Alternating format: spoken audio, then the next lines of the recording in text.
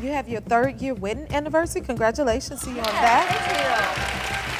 That is so beautiful. The pictures are so cute you're putting on there. So like anxious about writing and insecure, and I have writer's block and all these things. And she said, "What you waiting for, Gwen Stefani?"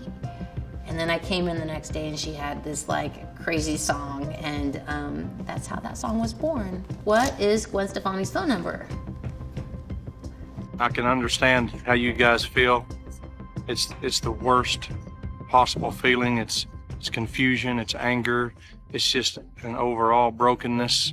For nearly a decade, the union of Gwen Stefani and Blake Shelton served as a landmark in the landscape of celebrity romance. It was a story that seemed written for Hollywood, the edgy, platinum blonde rock queen from California finding an unlikely profound love with the boots-and-denim country superstar from Oklahoma. Their relationship wasn't just a romance, it was a cultural event, a symbol that love could bridge any divide. They were seen as unbreakable, a port in the storm of fleeting celebrity couplings. That is why the announcement of their separation has sent a shockwave not just through their fan bases, but through the entertainment industry itself. It defies explanation. On the surface, everything appeared perfect. Their social media feeds were curated galleries of domestic bliss, fishing at the Oklahoma ranch, celebrating holidays with their blended family, and singing loving duets on stage. But behind this carefully projected image, a series of deep foundational cracks were forming. This was not a sudden, explosive event. According to sources close to the inner circle, this was a slow, inevitable collapse, brought on by seismic pressures that the public never saw. Today, we delve past the official statements of mutual respect and uncover the alleged reasons, the complex truths, and the powerful forces that conspired to bring this modern fairy tale to its heartbreaking conclusion. In a dream.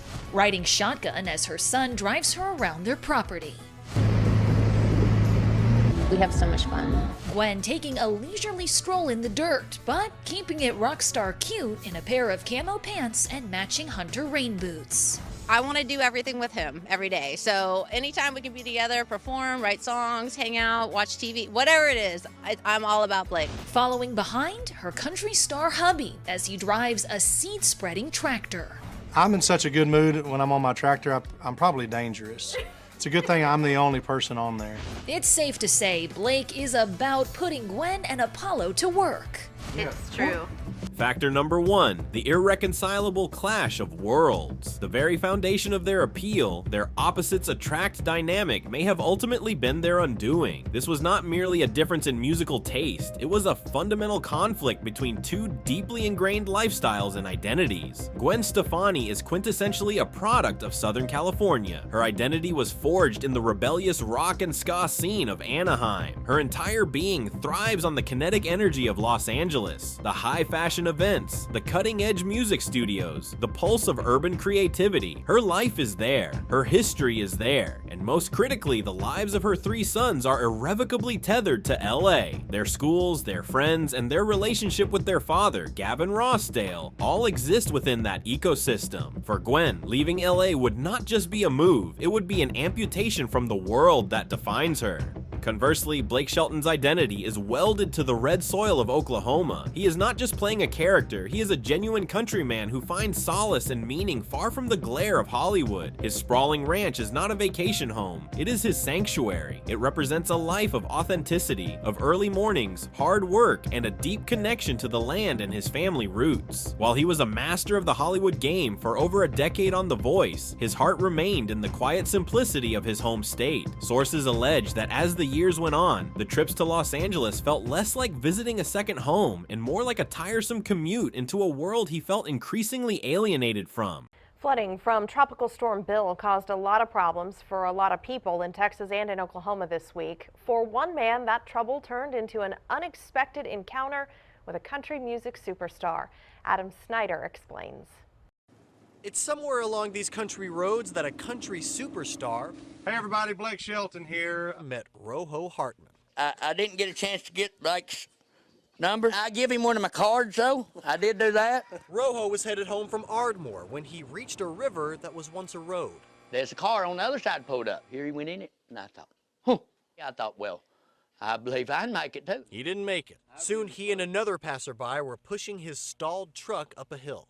He said, don't slip down. And I said, I'm nodding. It was a slow move to start with, but we stayed with it. That is, until a Dodge pulled up with a handy tow rope and a familiar face. And the guy said, "Are you ready?" And For a time, they managed this geographic and cultural chasm, but insiders report that it became a growing source of resentment. The central, unresolvable question loomed larger each year. Where would they ultimately build their forever? Blake, especially after his professional life began to wind down, was reportedly pushing for a permanent move to Oklahoma to live the quiet life he had long dreamed of. Gwen, bound by her career and her maternal responsibilities, could never fully commit to that vision. This wasn't a simple disagreement. It was a collision of two non-negotiable realities. Factor number 2, the great divergence of ambition. A relationship can withstand many challenges, but it is incredibly difficult for it to survive when both partners begin driving in opposite directions at high speed. When Blake Shelton announced his departure from The Voice, it was a clear signal to the world. It was his professional retirement from the Hollywood grind. In countless interviews, he spoke of burnout, of wanting to reclaim his time, of being present for his family. He wasn't just stepping back, he was consciously rejecting the very machinery of fame he had so successfully navigated. His future ambition was to have less ambition, to enjoy the fortune he had built, and embrace a life of peace and privacy. Gwen Stefani, in stark contrast, was entering a period of professional renaissance. An artist of her caliber does not simply rest on her laurels. She was and is in empire-building mode. Her GXVE beauty line is not a passive vanity project. It is a major player in the highly competitive cosmetics industry, requiring constant innovation and promotion. Musically, she continues to feel the drive to create, to perform, and to remain relevant in a notoriously fickle industry. Her ambition is not just a job, it is the engine of her identity. This divergence created an ever-widening gulf between them. Insiders suggest that what was once a supportive partnership began to feel like a fundamental mismatch in life philosophies. His desire for quiet nights on the ranch clashed with her need to fly to New York for a product launch or spend weeks in a recording studio. The very things that made them successful individuals began to pull them apart as a couple. They simply ceased to want the same future. Over time, they evolved not together, but separately into two people whose ideal lives were no longer compatible. Factor number 3, the ghosts of marriages past. It is impossible to analyze the collapse of this relationship without acknowledging the significant emotional baggage both partners carried into it. Both Gwen and Blake found each other in the smoldering wreckage of very public, very painful divorces. Their bond was forged in shared trauma, but while trauma can create a powerful initial connection, it can also leave behind complex scars that impact future relationships. Gwen's divorce from Gavin Rossdale was a deeply scarring event, played out under the harsh glare of the tabloids amidst allegations of betrayal. This experience likely instilled in her a fierce sense of protection over her children and her emotional well-being. Sources suggest this may have manifested as an emotional guard that even years later she could never fully lower. Simultaneously, the constant public scrutiny placed on their relationship created an immense pressure to be perfect. They were the comeback kids, the fairy tale ending everyone wanted. The need to constantly project an image of flawless happiness can be exhausting. It can prevent a couple from addressing small, real-world problems until they fester and become insurmountable. They were not just a couple, they were a brand, and the pressure of maintaining that brand while dealing with the ghosts of their past may have been too much to bear.